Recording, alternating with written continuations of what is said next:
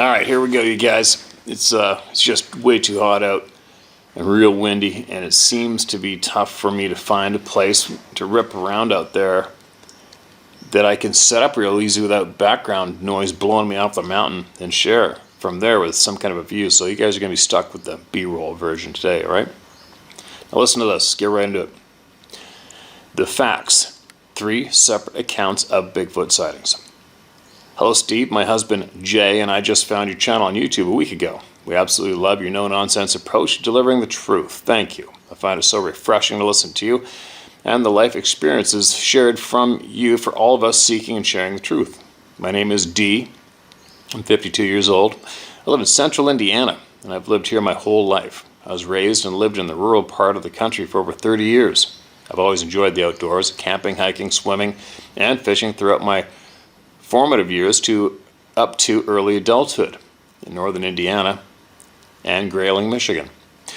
I, like you, do not tolerate bullies, haters, and narcissists. I'm a strong-minded and strong-willed woman who absolutely thrives on thinking outside of the box and seeing the big picture. I have a very hard time tolerating those who do not use or possess common sense. To be blunt, stupid people piss me off. I do not support organized religion, organized education, or any other sources that function on the cult level telling me what I can and cannot think, feel, and do. No, I'm not oppositional nor defiant, but I am confrontational when need be. I just don't appreciate mind games. I always want to know the truth. I'm naturally an empath, sensitive to spiritual interaction and connection. I experience many occurrences of ESP weekly. I've never really focused upon enhancing my ability, nor have I shied away from it either. Many people talk about having a sixth sense or intuition, and many are afraid to admit it. Obviously, I'm not afraid. However, I'm very cautious as to who I am willing to trust, let alone share any of my personal abilities or experiences with.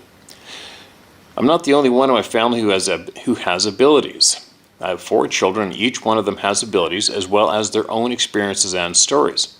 Some with Bigfoot, some with spirits, some with evil beings / demons, and some even with aliens. My first experience with Bigfoot took place when I was in elementary school on a field trip to a nature reserve. The year was 1980-81, and I was 10 or 11 years old. Somehow I strayed away from the group and ended up in a swampy area of the reserve. I honestly didn't even realize I was alone until I turned to talk to my friend and everyone was gone. I stepped up onto a lookout area that was probably 10 to 12 feet off the ground, and I looked to my right, and there stood a very tall, very large, and very black, hairy being that was looking right at me. I literally froze. I wanted to holler out, but I couldn't. I wanted to turn around and run back to the trail and hopefully find my classmates, but I couldn't move. My heart was racing. My mind was just processing what my eyes were seeing, and it felt like I was there for hours. But I knew it was only minutes. This dark, hairy being stood as still as a tree, but there were no trees right there, just a lot of foliage, cattails, and algae, swampy water. I remember smelling a very strong, fishy, and rotting garbage smell. I became very nauseated and I thought I would vomit. Suddenly, my friend came up behind me, scaring the shit out of me. I asked her if she saw what I had seen, and she laughed at me and told me to stop making up stories. We need to get back with our class. I thought surely if she didn't believe me, then no one else would either. Internally, I was a wreck.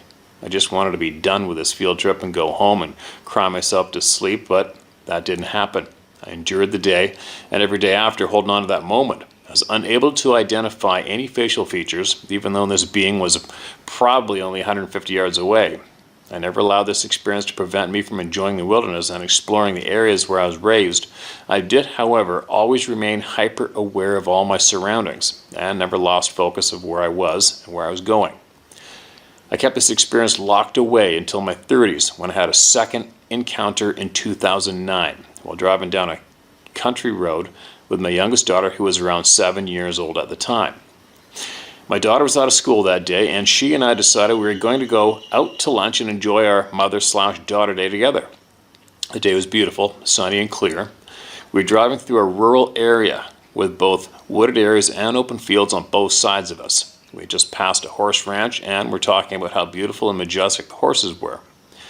We were not driving fast because, like I said, we were really enjoying the area and the peacefulness of the moment.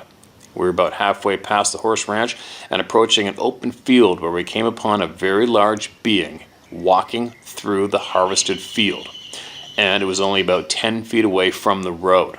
The being was probably 10 to 12 feet tall, reddish-brown hair with some dark brown or black hair that was highlighted by the sun.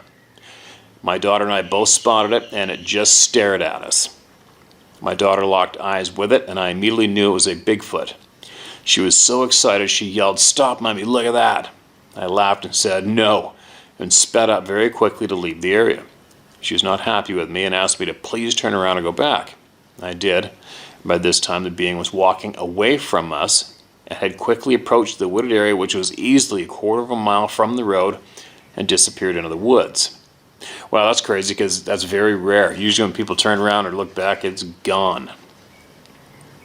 We've never experienced another sighting of Bigfoot since. My daughter's now 20 years old, and she and I both know what we experienced that day and still get freaked out when we discuss it, especially when we allow ourselves to think of how dangerous that situation was and how fortunate we are to be here to share our story. My husband and I have been married for almost 30 years, and he has Native American bloodline in the Ute Indian tribe. He is in his mid-60s now, but he and his mother had their very own frightening Bigfoot experience, and he asked me to share it in my email to you. He and his mother used to go into the forest in Coos Bay, Oregon to collect cones, ferns, and bark to sell them in town. Normally they would be driven to and from the location to avoid any incident. One day my husband's uncle had driven him and his mother to their drop-off location and said he would return at the designated time to pick them up. He had not come back. My husband was around 5 or 6 years old at the time and still trembles and shakes when discussing this moment with me and our children. He said they were losing daylight quickly, and he was literally jogging to keep pace with his mother, who was trying to go out of the forest before nightfall. He said he and his mother began to hear loud footsteps on the ridge above them. His mom dropped the sacks of the items they had collected and began to pick up their pace. As they increased their speed, they could hear these loud steps increasing upon them. My husband said the smell was so horrible his eyes were watering, and he felt very sick. He said he had never seen his mother fearful or scared of anything, and she was terrified. He said she was too afraid to look behind him or around, but he knows without a doubt they were being chased out of the forest by Bigfoot. Needless to say, we are both so thrilled that we found your channel and a safe place to share experiences without judgment. Again, thank you, be safe, and God bless. J and D from Indiana. Right on. I'm super stoked that you found it, and that it's going to help. I guarantee it's going to help once you hear me rattle this off in the video, right? In Indiana, there is a shit pile of sightings in Indiana. A pile of them. A pile of them. Crazy. Crazy, crazy, crazy. It's endless. That's funny, though, that it let you see it again when you turn the vehicle around. That's a rare one.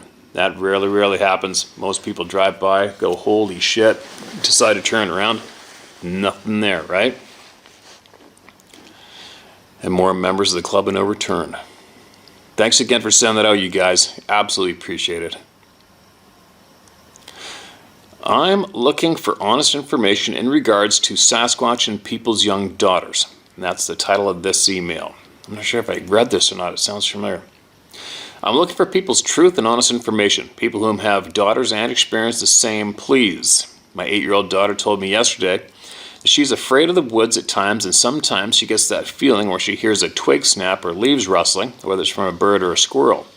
She tells me she's afraid of the bears, and when she explained what the bears look like, she described the Sasquatch, black-haired, standing upright with white eyes. By the sounds of it, they are watching her. Now, I'm not comfortable with that thought. My daughter was doing the dishes while attempting to do the dishes, and by the sink there is a window and it overlooks our field. As she was doing the dishes, she started crying, and I had a hard time getting it out of her. What was wrong? And she has been through a lot in her life so far. She finally told me it was thoughts of previous events that we had dealt with as legality allowed. The thing that really made me nervous was how she had ended it with saying the bears are watching her, and she said she was seeing them on the wood line.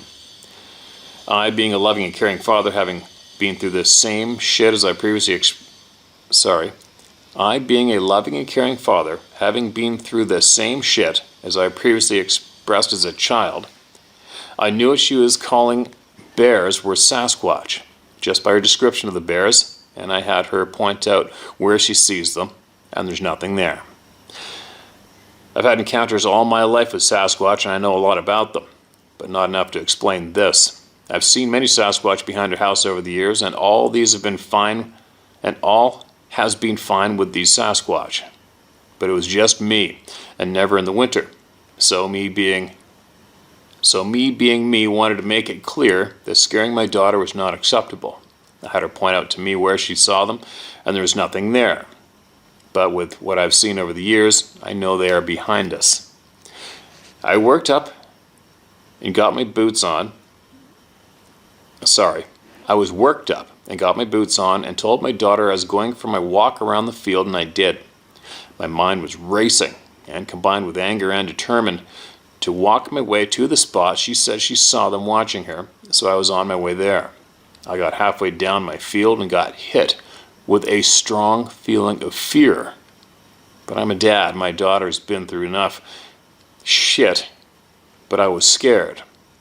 As I continued, I kept in my head, quote, I'm pissed and scared at the same time, we need to talk, end quote. I repeated this saying in my head the whole way. The fear just melted away after about 100 yards. As I got to the spot, there's no tracks in the snow, and I said, we need to talk. I walked a little further in the wood line, and in my head I was ranting on that it was unexceptional to be showing yourselves to my daughter, and it was scaring her. I was saying that I don't like the idea of her seeing you, yet I cannot. That screams to me that you have motives that I do not like. As I took a few more steps, I hear a loud whistle. It was my daughter, up to the house. She let her dogs out, and they were making their way down the field to me. Nothing happened, and now I needed to get my dogs back to the house, and I said out loud before I started up the field, we will continue this talk another day. I met the dogs up the field less than a quarter of the way off the field from the woods and walked up with the dogs, petting them and saying good dogs as they walked up to the house. I wanted to know if the Sasquatch have marked my daughter and are watching her for a good reason, or is she in danger? I've seen many Sasquatch over the years, but never had anything disturbing happen to me. But I am a man and was a boy at times of our first encounters. She is a girl and just recently found comfort in Christianity for the shit she's been through. I have theories, but that's all they are. Me and my daughter have had suffered tragic assault and abuses in our childhoods. I have lots of questions that need answers. I've seen these all over central Maine and encountered them all my life in different areas. My first encounter was at around 8 years old, and it was not that bad. I just worry about the fact of my daughter being a girl. I was a boy and worried more about the girl's aspect. I want to know, do these creatures link themselves to those who have been damaged or abused? Or is this a coincidence? That's a new question to me. Maybe somebody out there who feels they may have an answer, could you please answer this man in the comment section below or even email me, all right? And I'm curious to know if you are possibly First Nations family. I want to know, I'm curious of that. And that's very, very unfortunate to hear of the past shit that both of you have been through. And that would be alarming as hell to have something of that description staring at your daughter in your home while you're there. I mean, that's a little bit of a frickin' violation. That's a penalty, right? That's not cool at all. I don't care who you are, what you are. That goes down, shit's gonna fly. I can't even imagine what it would be like at home if that happened in our house. Somebody peeking in at Sarah's daughter, and we're all there. It's not gonna end well for the peeker, right? It's not a cool thing to do. So hopefully somebody can throw a little guidance your way through this sharing of your experiences. All right, man, and be safe out there. I know Scott Carpenter's got some good information on keeping these people semi-respectful of your property. All right, here we go. Moving along to another one. This is titled Towards the Ultimate Puzzle Piece.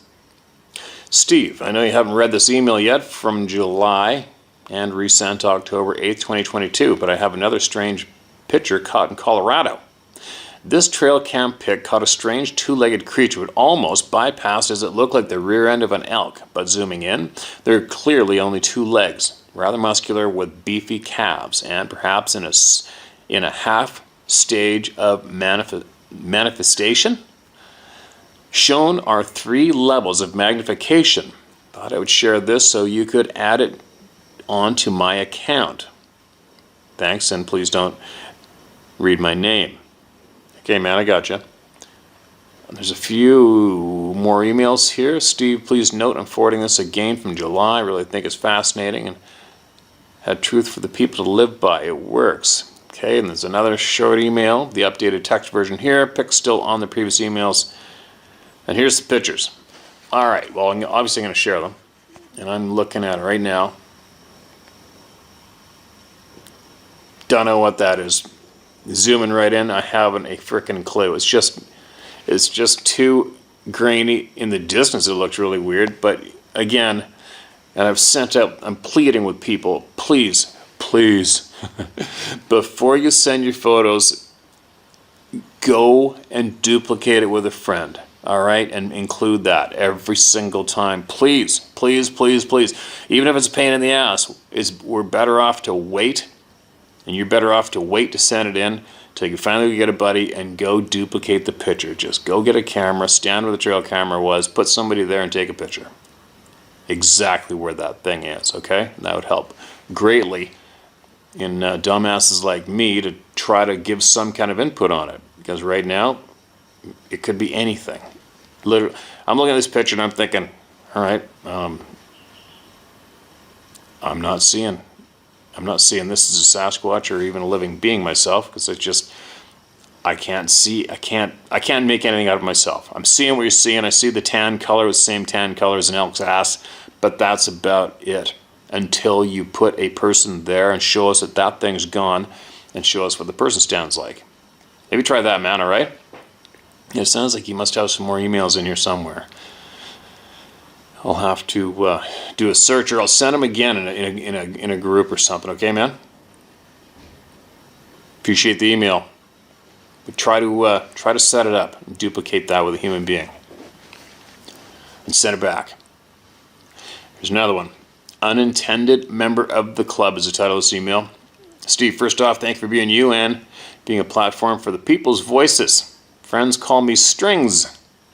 I'm a 2-tour disabled combat veteran of Iraq. On my 3rd tour, I was a private contractor attached to a company I will not name.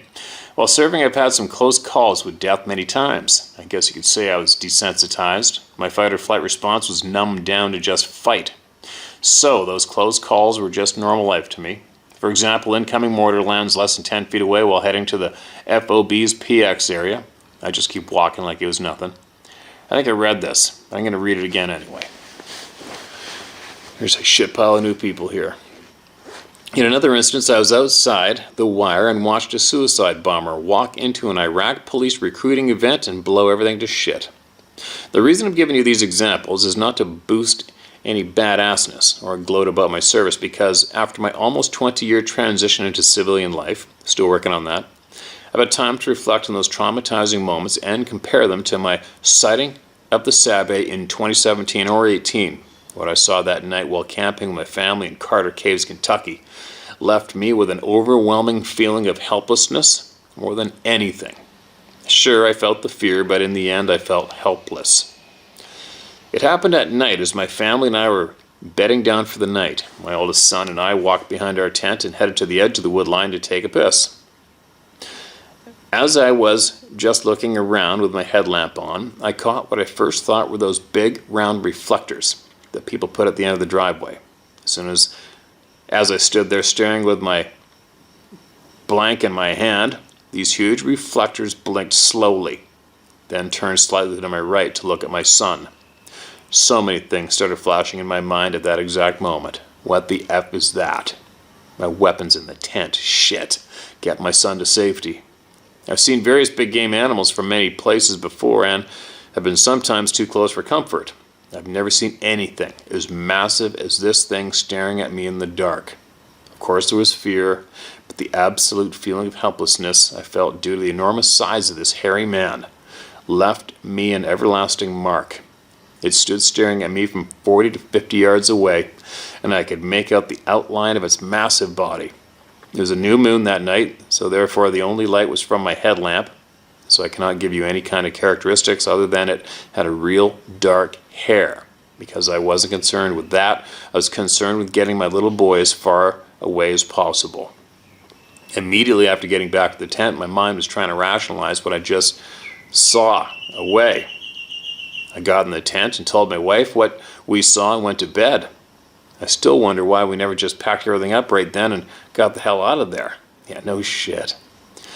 I've recently been hearing some strange vocalizations on my 15-acre farm in southern Ohio, so I'll email my findings to you when they are complete. Stay true to yourself, brother, and if you ever come visit us, poor folk down here in our tri-state of Ohio, West Virginia, Kentucky, you'll always have a place to hang out on my farm. Sorry my grammar and punctuation sucks balls. I never claimed to be smart. Strings. Okay, Strings, appreciate you, man. And I don't think we've received an update from you. I hope you're going to send it in. And don't forget, Scott Carpenter's got some good information on dealing with these things in your own property. All right, man. And you're not the first combat veteran to email in what it feels like to run into these damn things, right? It's just something different, isn't it? Something different. All right, holy shit, here's a book. Okay, I'm going to do this. I'm diving in. Titled, I Went Hunting the Creature That Terrorized My Family, June 17th, 2022. So there's a few smaller emails in here, all right? So last night, my friend's wife and kids saw 3 yellow lights over the same area, and their car radio went to static till they got away from that area. Shit's going down here for sure. Okay, there's another email. By the way, that couple that seen it said it vanished right in front of them. The guy's a lifelong hunter, and he said he's never encountered a creature like it ever. Said it was 8 feet tall on 2 legs and ran on all 4s like a coyote. Okay, I think I'm probably reading these out of order, but I'll keep going. For you, Steve. Excuse me. Excuse me. Okay, whatever this is, it's been in the area the last 30 years.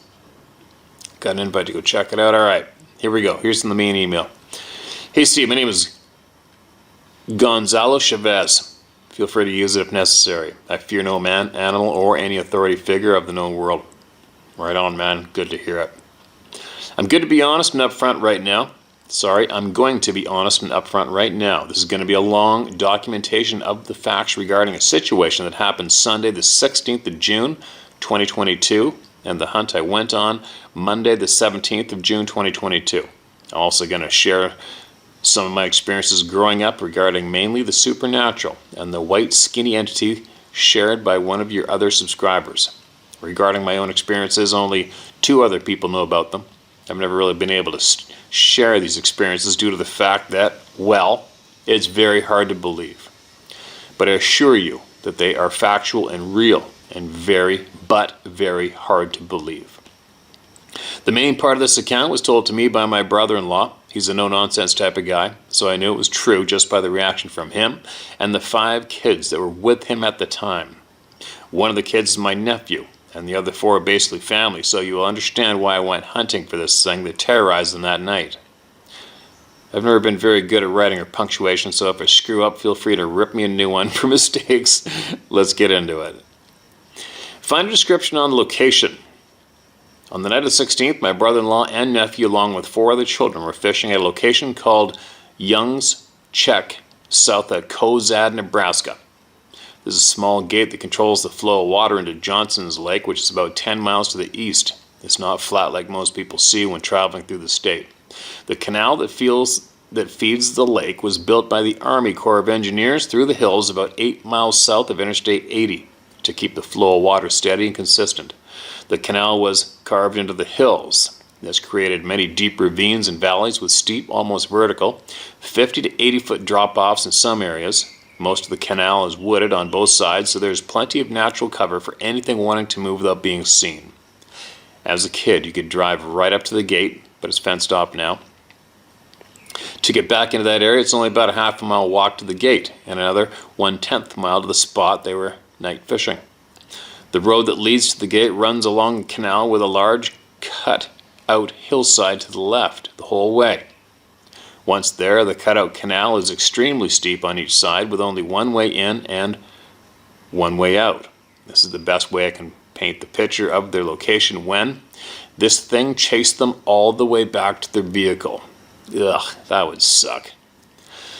It was about 2:30 a.m. when they were fishing, about 200 yards to the east of the gate. They were on a part of the ravine that had caved into the canal, which created a small path to hike very close to the water's edge. You cannot travel any further east after this point because the walls are 90-degree cutouts directly to the water. They were at the very point where you could not travel any further. About 15 feet from them to the east is about a 5-foot round patch of dirt that had fallen also, but is nearly impossible to get to from the east or west.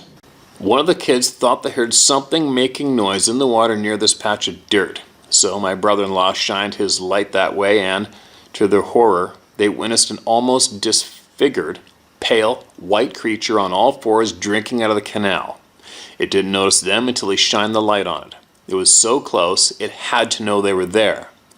He said it turned to look at him when he shined the light, and he said it had pointed ears, no hair, and black eyes that didn't return the light like any other animal in the wild wood. One of the kids later looked up images of skinwalkers when they returned home and said it looked like the one on all fours with the weird disfigured back. He said the one they saw was about 10 times more muscular than the supposed one online. Anyway, back to the account. He, my brother-in-law, turned to the kids and yelled, "Run now." He then turned back and seeing that this creature started coming towards him, and he just dropped everything and ran. That's right. He left everything. He didn't have time to pack and began running. He only ran about 15 feet and looked back to see this thing eating the chicken liver they abandoned, along with a few other items he had no time to grab. It then began to scale the steep drop-off, going up the hill and was matching their pace as they ran on the road below. They reached the gate, and he told the kids to keep running all the way to the truck and get in and don't stop. He wanted to make some distance between this thing and the kids, so he stopped and turned to face this thing so the kids would be safe. Just past the gate and to the left is a power pole that is right up against the hill. He said when he turned around, it came barreling down the hill and stopped next to the pole and stood up on 2 legs. The next day he showed me where the top of the head was, next to the pole, almost as if this thing was trying to show him how big it was. Just the head alone reached about 8 feet. I'm 5'11", and I had to reach on my toes to the metal bracket where he said this thing's head was clearing. This stood there for about 5 seconds, which to my brother-in-law must have felt like an eternity. He was only 10 feet from this thing looking at it eye to eye. Holy effing shit, is what I was thinking when he was telling me. Then it charged him on 2 legs, immediately turned and sprinted down the road to the truck. He said this thing was making grunting noises, and its footfall sounded like it had to have weighed 600 pounds or better. He said it must have turned to scale the high wall at the south side of the road, because as he was running, it was running on top of this small cliff right above him. It went off to the right, a bit out of sight. He and the kids all said that on the small bend before they reached the truck, they heard what sounded like babies crying to the right in the trees. They all piled in the truck, and by this time, 2 of the kids were crying uncontrollably. He started the truck, and when he turned on the lights, this thing was right across the road behind a tree staring right at them. They said his face had changed, and now it looked like it had rags on its face, but still just pale white with black unreflecting eyes. He showed me where it was standing, with its head clearing the top of the tree. I'm not going to lie, it must have gotten larger. They said they could only see its head and shoulders from behind the tree and in that location. I couldn't even reach the top of the tree. They peeled out of there and it didn't follow them any longer. When they got home, none of the kids could sleep, and one of them sat in the corner holding a cross and a penny, just crying. He wanted to sleep in the closet, keeping the cross and penny in his hands. As he was telling me about this the next day, all I could think was anger. I was going to hunt this thing that terrorized my family. So myself, a very good friend, my brother-in-law, and one of the kids that, quite honestly, has balls of steel for wanting to go with us, fully armed up for the night ahead. Now, I'm not kidding you, two 12-gauge semi-auto mag fed shotguns with 4 10-round mags loaded with 2 double-aught buck on top and 8 sabot slugs following. One 1911 with 4 extra 8-round mags, 138 revolver, and 2 quick reloads, 1 SKS with 2 30-round mags, and a bow and arrow setup. Holy shit. Sounds like the couple in the movie Tremors. We packed our gear and headed out. My brother-in-law came out around 10 that night after my friend and Caden went exploring. We arrived about an hour before sundown. We scaled the hills past where they were fishing nearly a mile further east. We found an area we could get down to the water, and something strange happened. I do not hunt. I've never hunted wildlife. I've always been more into target shooting, so I'm not sure if deer act in this way. We followed a game trail that steeply snakes down into the ravine. We didn't notice at first the baby deer laying huddled next to the complete 90-degree cutout. We walked right next to this deer and didn't even see it. It was only after we reached the water and looked back, it was already dark, and I noticed the eyes shining in my light. I looked at my buddy and was like, "What the F is that?" We just walked through there. There's absolutely no other wildlife around there than coyotes we heard in the distance. So I literally walked right up to this 2-foot-tall baby deer and told it not to worry. I wasn't there to harm it. I petted it for about 5 seconds, and it got up and ran away. My friend and I looked at each other and couldn't believe what just happened. This is where my brother-in-law come out, and we headed back to where they first seen it. He was leading us around, showing us everywhere this creature traveled. Near the light pole, you could clearly see where something massive had come down the steep embankment. There were fresh clumps of dirt everywhere, where it came off the 60-degree plus bank. The grass there was clearly disturbed, but couldn't make out any defined prints as the grass is about 2 feet tall there. We then went over to where they were fishing. We picked up tools that had come out of the tackle box, a $10 bill, a pack of cigarettes, and a couple of other items that were strewn all the way to where they were fishing. They lost these things as they were obviously running for their lives. When we got back to the fishing spot, we found one track where the chicken liver was, and found what we thought was a barefoot human-looking print, 16 plus inches long, with 3 toe imprints, only one. The packaging and fishing pole holders were gone, so we went to the edge right before that patch of dirt. There's only about a 1-foot space to walk the 15 feet to get to the patch of dirt where they first seen it. The water here has an immediate 10-foot drop-off because the canal is extremely narrow at this location. Very carefully, myself and my brother-in-law hung onto the crevices in the wall and got to the patch of dirt. The empty package of chicken liver and a fishing pole holder made from steel was bent in half, laying right there in the middle of this patch. It was like it wanted us to find it there and see what it did to the pole holder. Also, a very important fact was that the liver package wasn't tore apart like a wild animal would do to get to the prize inside. The package was fully intact and not damaged in any way, just empty. We made our way off the porch and followed the path he said it started chasing them on. And near where he had seen it eating the liver, we found weird tracks heading up the steep embankment. They were like 1.5-inch round holes dug into the dirt about 3 to 4 inches deep. They also entered the dirt at about a 20-degree angle and really did disturb the dirt around them. It was weird. All these tracks were spaced about 4 to 5 feet apart, and whatever it was, either bipedal or extremely large enough that the 60-degree embankment was no match for it. It just didn't make any logical sense how these tracks were made.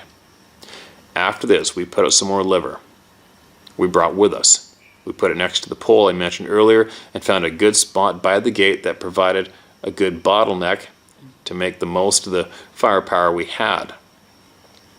It would have to travel 20 feet on the road to get to us, so we would have we would have been able to unleash hell on it had it come back. We had a clear vantage point to the liver by the pole and waited there in the dark for about an hour. Nothing happened, but Caden said he thought he felt something watching us the entire time. I did not feel this. Then again, I have absolutely no fear of anything, so maybe I didn't pick up on it.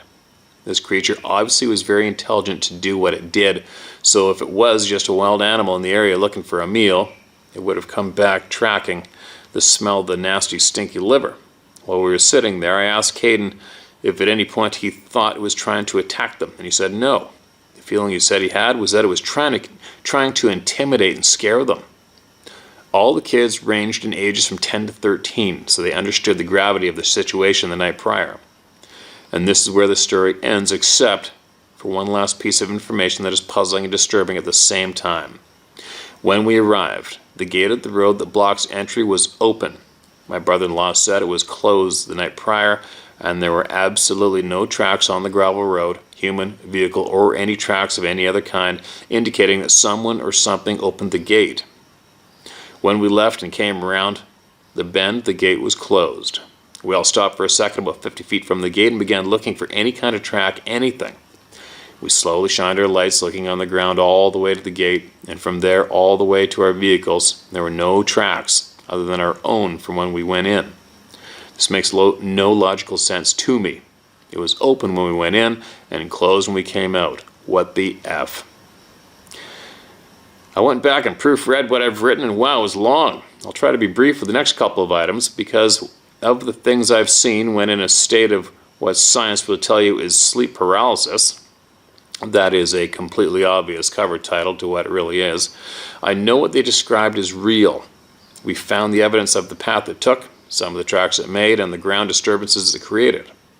I've seen this creature in my parents' home when I was 20 years old while on leave from service station in Washington State. It was obviously in the smaller form and on a different plane of existence at the time, but it was identical to what they described. It was also there to intimidate and scare me. I didn't have the feeling that it was trying to harm me, just like Caden said he felt it wasn't trying to harm them that night. Long ago, I was able to control what they call sleep paralysis and enter it at will anytime I wanted to. You would not believe the things I've seen in that realm. It does manifest in this realm, from that realm. That's a fact, and I have a witness that can verify that. I taught him how to enter sleep paralysis, and that every night we had a weird encounter out in the woods of Montana where we were working. On the drive to the job site, he tried what I showed him to do to enter that state while we took a nap. When he woke up, he told me that he never wanted to ever do that again. Later that night, we had to take the water truck down to the mountain to get more water for our drilling rig. On the way back in, he said he thought what he saw in sleep paralysis was following him. At that very moment, every single light on the truck went out, complete darkness. This type of truck will die if it loses power, so the fact that it was still running verified to me that something was definitely messing with us. I stopped the truck as fast as I could, told my buddy he was freaking out, to tell it to leave him alone, with authority in his voice. He yelled out, "Leave me alone," and immediately all the lights came back on. This is just one of nearly 100 or more things I've experienced over the years.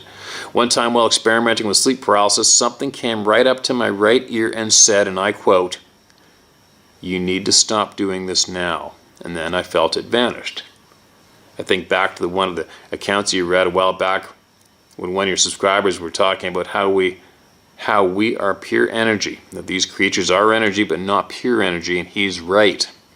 When I was about 6 years old, I experienced this form of energy, but it was as if I had been kicked out of the club, but so badly wanted to return to what I knew we really were. That's when my sleep paralysis began, by the way. It started with one nightmare. Floating in an abyss of absolute darkness and huge balls of energy floating past me. It felt like they were trying to draw me in, but I didn't quite understand what they were at the time. After that night, I struggled every night with sleep paralysis until I was about 15 years old. It was then that I learned how to control it. Still very afraid of it. When I was about 19, just before I entered the Navy, I decided to no longer fear it. That's when the fun began. Well, I'm sure terrifying to anyone else, but I was already used to it. So to lose the fear that was gripping me as a child was a new exhilarating experience for me. I've had many encounters in that state, and everything I encountered had intent. Some good, some bad, and some just outright evil.